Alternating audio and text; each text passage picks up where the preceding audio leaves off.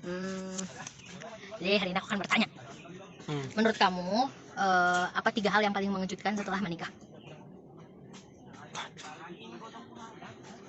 Yang pertanyaan yang gitulah, pertanyaan diskusi aja. Jadi diskusi. Orang begitu aja tiap ngobrol aku nggak pernah bisa jawab. Nah gitu lah. Jadi kalau laki-laki tuh ditanya kayak gitu gak akan bisa jawab guys. Kayaknya sih. Tidak terfikirkan. Tidak pernah terfikirkan. tidak pernah terfikirkan dan gak pernah dipikir-pikirin juga gitu. Ya udah semua tuh let it flow aja gitu. Ya gak? Dijalani aja gitu. Oke. Makanya pertanyaan bukan pertanyaan. Jadi topik diskusi. Apa mau diskusi apa sih? Ya nggak tahu, kamu moderatornya. Ya kan aku mau ngomongin tentang kehidupan sehari-hari. Kehidupan sehari-hari kita kan tentang rumah tangga juga salah satunya. Mau bahas apa? Salah duanya apa? Salah duanya tentang rumah tangga lagi. Kan kita lagi berumah tangga. Kita bukan partner bisnis guys. Bukan teman organisasi juga. Apalagi partner bermasyarakat gitu enggak. Jadi mau bahas apa mas? Kamu kalau jawab pertanyaan kayak gitu nggak bisa. Ya bener. Masa sih nggak bisa banget? Beneran. Kenapa? Tahu. Karena tidak terpikirkan ya? Karena tidak terpikirkan dan takut salah. Ada apa takut salah? Karena kamu mengeneralisir. Cewek mah butuh digeneralisir ya nggak sih guys? Karena butuh kepastian. Karena ada banyak variabel, tapi Kalau kamu cuma simpulkan jadi 3.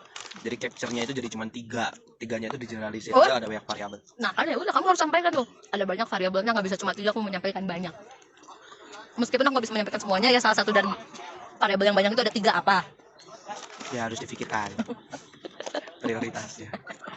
Apa? Pertanyaannya aja apa, aku lupa tadi apa. 3 hal yang paling mengejutkan kamu setelah menikah. Adaptasi apa yang menurut kamu sangat berat gitu setelah menikah?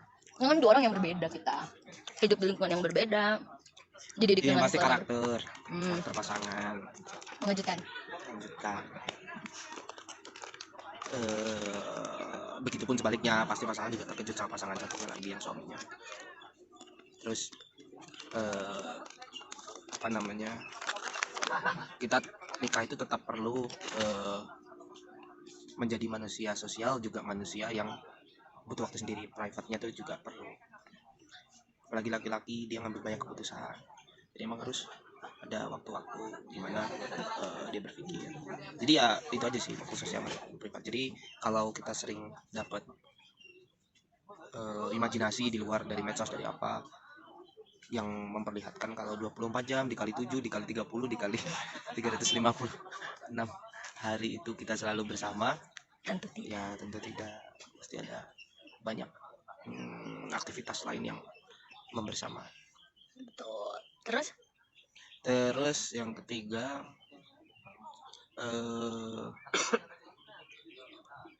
ujiannya apa lagi ya? Apalagi sih ya, bingung aku. Nih biar aku simpulkan.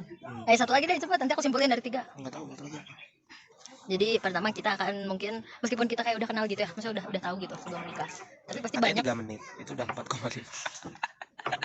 kan tadi kamu 2 menit pertamanya kamu ke sana kemari dulu. Cocok. Ya aku simpulkan nggak? Ya jadi kalian lihat nggak sih guys, dari obrolan ini itu kelihatan banget orang yang belum ini Apa? belum kita masih dengan ego masing-masing gitu masih. Oh enggak, kamu tidak ego saja. Emang begini ya. Ego gimana? Enggak, masa aku tuh kayak aku ngerasanya tuh masih sering merasa sangat teman gitu. Kamu sering merasa kayak teman. Jadi aku. Iya, makanya kamu juga, makanya gitu tuh. Jadi selalu muncul ada persaingan tersendiri gitu loh menurut aku ya. Yang itu tuh kadang tidak banyak aku temukan di pasangan-pasangan yang sudah tua gitu. Persaingan apa? Ya persaingan antara pribadi kita gitu. Antara aku sama kamu satu sama lain ada, cuman nggak terlihat itu tuh. Jadi kayak kita tuh misalnya berbeda pendapat tuh. Terus aku tuh kekeh gitu pokoknya dengan pendapat aku tuh gini loh mas, ini tuh gini. Kamu ngalah? Enggak juga. Enggak selalu gitu.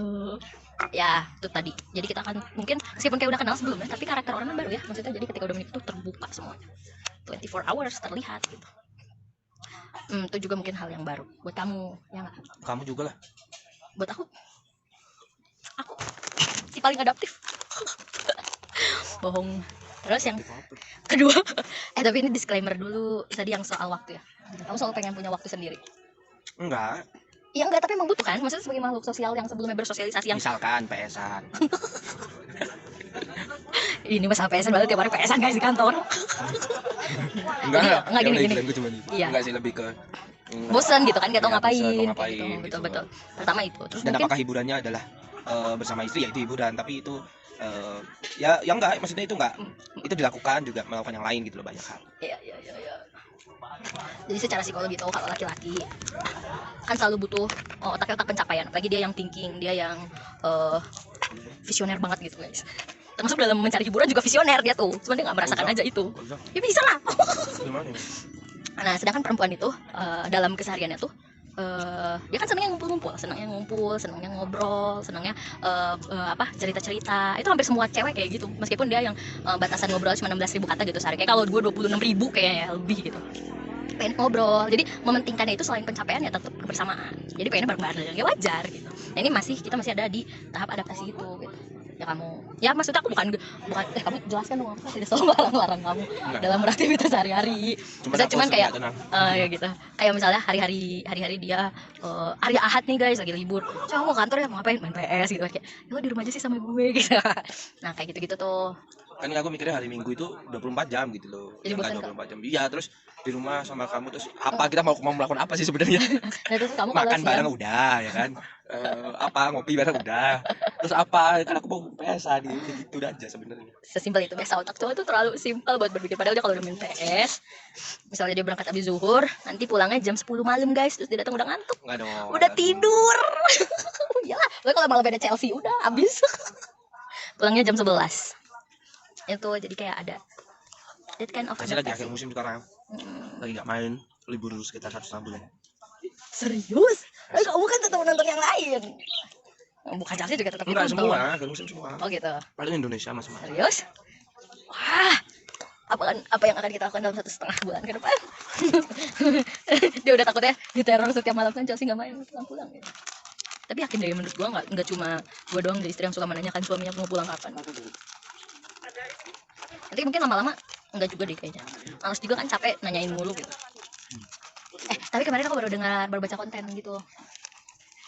Kontennya bilang, ini psikolog gitu yang bilang mas.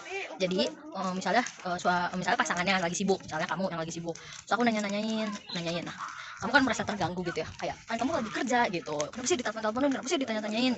Nah yang paling penting dari hal itu kan adalah menyampaikan gitu, ngabarin, misalnya bilang, saya ini aku lagi rapat. Udah mulai melakukan itu. Iya betul makanya. Dan si habitnya cuman dulu itu belum terbiasa dengan nanya-nanyain terus gitu kan. Dan aku terbiasa tidak membalas pesan ketika ditanya begitu. Oh iya betul. Pantesan terbiasa ya, jadi jarang balas gitu dia tuh. Nah tapi sekarang enggak, kan udah ngobrol kita. Nah ternyata si psikolognya tuh bilang kalau mengabari pasangan atau misalnya kayak ngasih kabar, mengonfirmasi atau benar-benar kayak ya aku hari ini kan dia udah mulai tuh kayak nge-VN. Aku ini jam 7:30 tuh udah kayak aku ini udah beres nih di kantor, tapi aku mau kesini terus aku misalnya mau ada apa. Jadi kita tenang ya kan, kita tahu gitu. Nah itu pun di situ tuh dibilang kata psikolognya, kalau ngabarin pasangan tuh jangan ngerasa kayak ngelapor gitu, kayak maksud jadi terbebani karena aku harus dikentut dia.